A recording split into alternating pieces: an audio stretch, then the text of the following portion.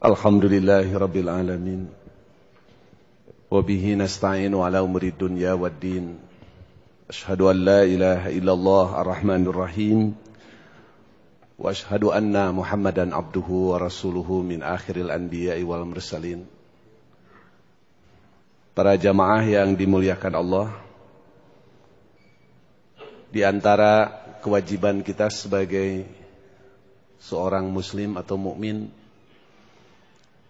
adalah meyakini bahwa kehidupan kita di dunia ini suatu saat akan ada akhirnya. Dan kelak kita akan memasuki kehidupan yang hakiki dan abadi, yaitu kebahagiaan di akhirat. Segala amal perbuatan yang kita lakukan, baik itu yang amal baik ataupun amal buruk, semua akan dipinta pertanggungjawaban oleh Allah. Keyakinan ini di dalam rukun iman kita kenal dengan iman kepada hari kiamah. Berita tentang kiamah sudah sering kita dengar dan kita baca. Tetapi kita belum pernah, bahkan mungkin tidak akan pernah mendapatkan sebuah keterangan soal kapan kiamah itu akan terjadi. Karena memang soal waktu kiamah semuanya adalah rahasia Allah. Jangankan kita manusia biasa, Nabi Muhammad SAW juga para malaikat tidak ada yang diberitahu soal waktu kiamah. Jadi kalau sewaktu-waktu kita menerima selebaran atau edaran yang mengatakan kiamah akan terjadi tanggal, bulan, dan tahun sekian, yang katanya hasil mimpi seorang kuncen, tentu saja tidak boleh dipercaya. Kuncen apalagi, bukan manusia super. Kuncen itu dalam bahasa Sunda berasal dari kata kuncian. Pasantrian jadi pasantren, kabupatian, kabupaten, kajajadian, kajajaden, sasajian, sesajen, kuncian, kuncen. Jadi kalau di gedung Telkom ini ada orang yang tugasnya memegang kunci ruangan-ruangan dan kantor-kantor, itu adalah kuncen. Jadi kuncen itu bukan manusia super. Di kita kalau dengar kuncen itu bayangannya seseorang yang punya pengetahuan tentang soal-soal gaib yang melebihi yang diberikan oleh Allah. Jadi malaikat pun tidak diberitahu. Ini terungkap dalam pertama Al-Quran surat Al-A'raf ayat 187. Allah berfirman, A'udzubillahi minasyaitonirrajim, yas'alunaka 'anis sa'ati ayyana mursaha. Orang akan bertanya tentang kiamah itu, kapan kiamah itu akan terjadi.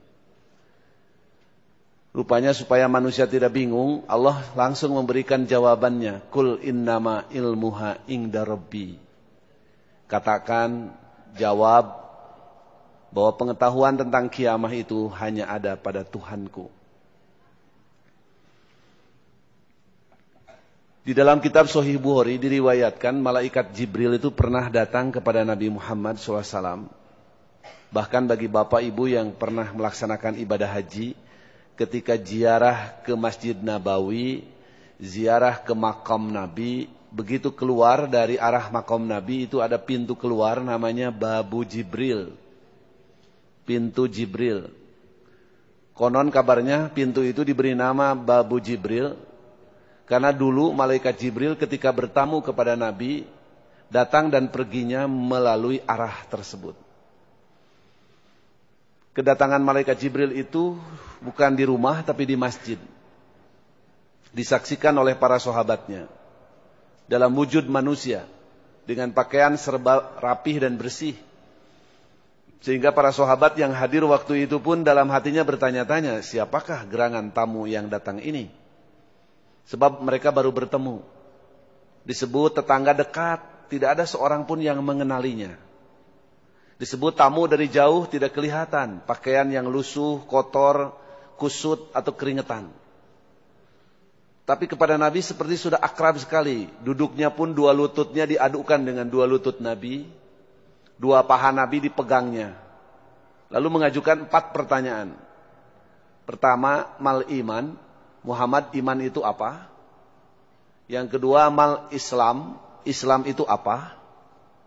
Ketiga, mal ihsan. Ihsan itu apa? Ketiga pertanyaan ini oleh Nabi semuanya diberi definisi. Iman itu, Islam itu, ihsan itu. Diberikan term. Tetapi ketika mengajukan pertanyaan yang keempat, mata sa'ah. Muhammad, kiamah kapan? Jawaban Nabi waktu itu jelas. Mal mas'ul bi'a'lama minas sa'il. Jangankan saya yang ditanya. Anda sendiri juga yang nanya tidak tahu kapan kiamah itu. Kemudian permisi, tamu itu dan pergi. Setelah pergi baru Nabi nanya. Kalian tahu tidak siapa tamu yang barusan datang? Kata para sahabat, justru dari tadi kami bertanya-tanya siapa tamu tersebut.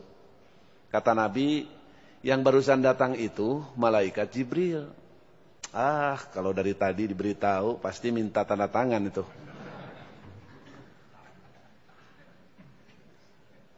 Di surat Muhammad ayat 18, Allah juga menjelaskan, "Fahal yanzuruna illa sa'ata an ta'tiyahum baghtatan. Faqad jaa'a asratuha fa anna lahum idza ja'atuhum dzikrahum." Tidak ada yang kalian tunggu di dunia ini kecuali datangnya kiamah.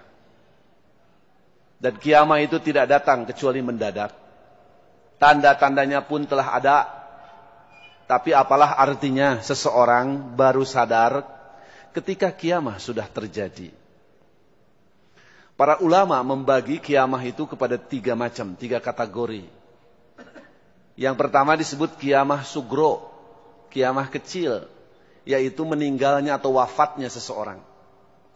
Di dalam hadis riwayat Ad-Dailami, Nabi mengatakan ketika ada seorang meninggal, qad qomat kiamatuhu, orang ini telah mengalami kiamah. Jadi kematian juga kiamah, kiamah kecil. Dan tanda-tandanya pun banyak. Rambut misalnya yang asalnya hitam, kemudian berubah menjadi putih keabu-abuan.